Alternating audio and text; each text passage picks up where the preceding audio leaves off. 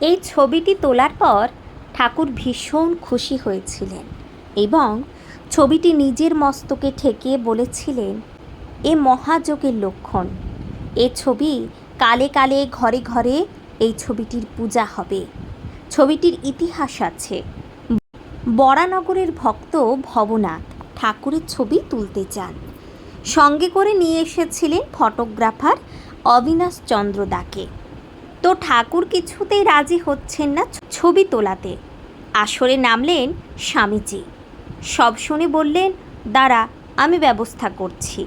এই বলে দক্ষিণেশ্বরে রাধাকান্ত মন্দিরে উত্তর দিকে রকের ওপর যেখানে ঠাকুর বসেছিলেন সেখানে গিয়ে তার সঙ্গে ভগবত প্রসঙ্গ শুরু করলেন। ঠাকুর সমাধিস্থ। স্বামীজি উঠে গিয়ে ছবিবাবুদের ডেকে নিয়ে এসে বললেন, তাড়াতাড়ি ক্যামেরা ফিট করো। সমাধিতে ঠাকুরের শরীর একটু হেলে গিয়েছে। ছনিবাবু ঠাকুরের চিবুক ধরে সোজা করে দিতে গেছে। চিবুক ধরা মাত্র শরীর হালকা কাগজের মতো হাতের সঙ্গে উঠে পড়েছে। সেই মুহূর্তে স্বামীজি বললেন, ও কি করছিস, শীঘ্রই ক্যামেরা ফিট কর। ক্যামেরাম্যান ছবি তুলে নিলেন।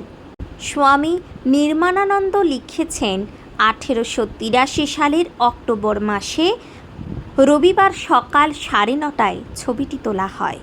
ছবিটি তীক্ষ্ণভাবে দেখলে বোঝা যাবে বাম বাহু আর ডান বাহু মধ্যে পার্থক্য আছে। যখন ছবিটি তোলা হয় তার কিছুদিন পূর্বেই ঠাকুরের হাত ভেঙে গিয়েছিল এবং ঠাকুর শিশুদের মতো আচার আচরণ করতেন। যেহেতু তখন চিকিৎসা বিজ্ঞান এত উন্নত ছিল না, তাই কোনো মতে বাহু জোড়া লাগানো হয়েছিল। ফলে বাম বাহুটি কিঞ্চিত চ্যাপ্টাভাবে জোড়া লেগেছিল। ছবিটি তীক্ষ্ণভাবে দেখলে বোঝা যায় বাম বাহুর মোচড়ানো চ্যাপ্টা অংশ প্রতীয়মান হয়। জয় ঠাকুর, তোমার মহিমা বোঝা দায়। প্রণাম তোমার ওই শ্রীচরণে।